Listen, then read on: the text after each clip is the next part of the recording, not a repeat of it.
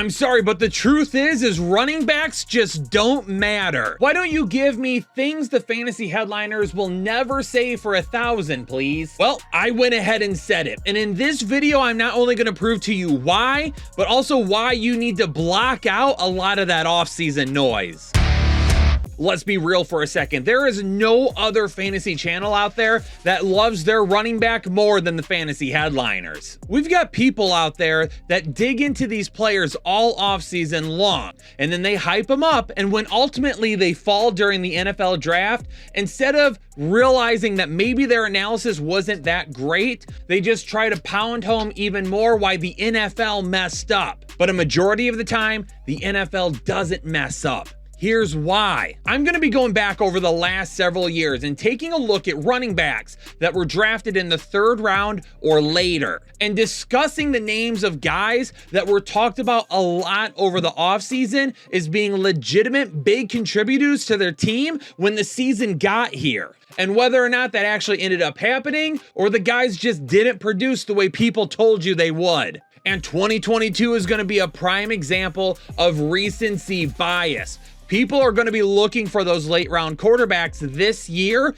because of what happened in 2022. But when I show you the last several years before that, you're going to understand why you need to block out some of that offseason noise. In 2022, White, Davis Price, and Robinson all went in the 3rd round. And for White and Robinson, they're pushes as of right now because they're guys that did contribute a little bit and might be in line to contribute even more next year, but for certain reasons, just didn't get their footing this year. Pierce, White, and Spiller were the main round 4 running backs that went, and a couple of those guys were talked about a lot. Now, Dameon Pierce is the only one that ended up hitting for the Houston Texans, and he needed a lot of things to go right for him. But White and Spiller were widely regarded as guys that could take over for Jacobs and Eckler if needed, and we didn't hear about those guys all season long. What about Tyler Batty and Keontae Ingram in the 6th round? We didn't hear anything from those guys. Batty ended up being cut at the beginning of the season,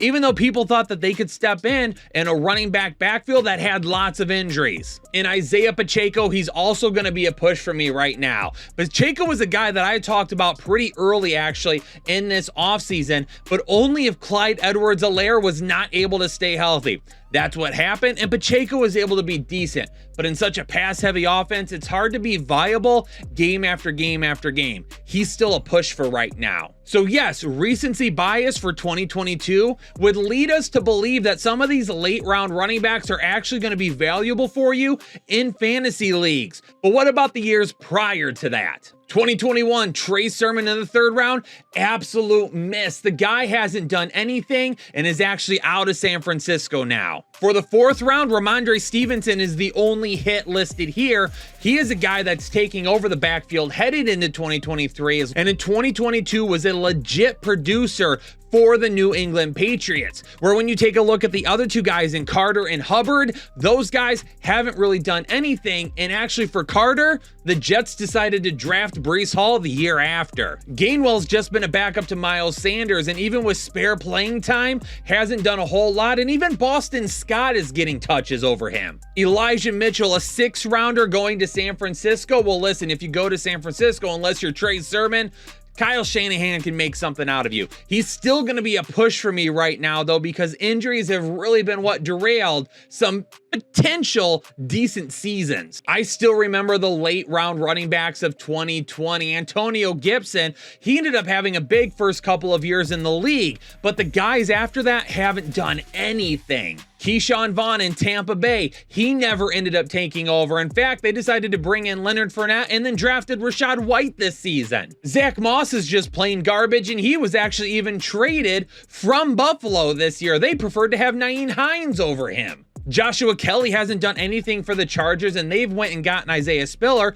and Anthony McFarland Jr. I mean, this is a guy that was completely wiped off the board, and they're giving Benny the Snail Snell more touches than they ever considered giving him. 2019 actually had a few 3rd rounders that have been okay depending on how you've had to use them. Darrell Henderson's a push. He's been okay at times, but not a starter that can be relied on. David Montgomery's a hit. He's had some solid production for the Chicago Bears, but even Khalil Herbert looks a little bit better right now. Devin Singletary's a push. He's actually kept that job in Buffalo, even though they've tried to unseat him with guys like Zach Moss and James Cook. Damian Harris really only had one good season, but I'll list him as a push because it was a pretty darn good season. Alexander Mattison, the guy that people draft every single year in hopes of Dalvin Cook. If he goes down, they've got a stud running back on their hands. But outside of maybe a couple of games here or there, have you really been able to get anything from Mattison? Justice Hill for Baltimore has been a big miss. I mean, this is a guy that's been replaced by the likes of Gus Edwards and J.K. Dobbins.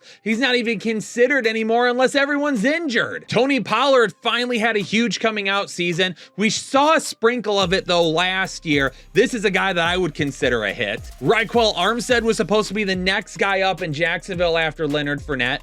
Undrafted rookie James Robinson got the job though after Armstead missed the season with COVID, and Armstead is just not, he hasn't been heard of since then. Travion Williams, remember when he was supposed to unseat Joe Mixon because he was a much better running back prospect? Darwin Thompson for the Kansas City Chiefs. I don't even know if this guy's even around still. In 2018, Royce Freeman, he's a miss. He hasn't done anything and he's seen several teams. Nyheim Hines in the 4th round, outside of one good year receiving the ball, he hasn't done anything and he's been traded to Buffalo. He's basically a return man now. Ito Smith for the Atlanta Falcons. They've brought in tons of guys. In fact, they decided to make a wide receiver a running back because they thought Cordero Patterson was better than he was. And Chase Edmonds, I'll list him as a push. He had some decent moments in Arizona, finally had a big year that he curtailed into this massive contract with the Miami Dolphins. But even with the Dolphins, it's been a rotation of backs, and Edmonds has either been hurt or really basically ineffective. And listen, I know some of you are going to make comments about how, what about the 2017 draft, Kyle?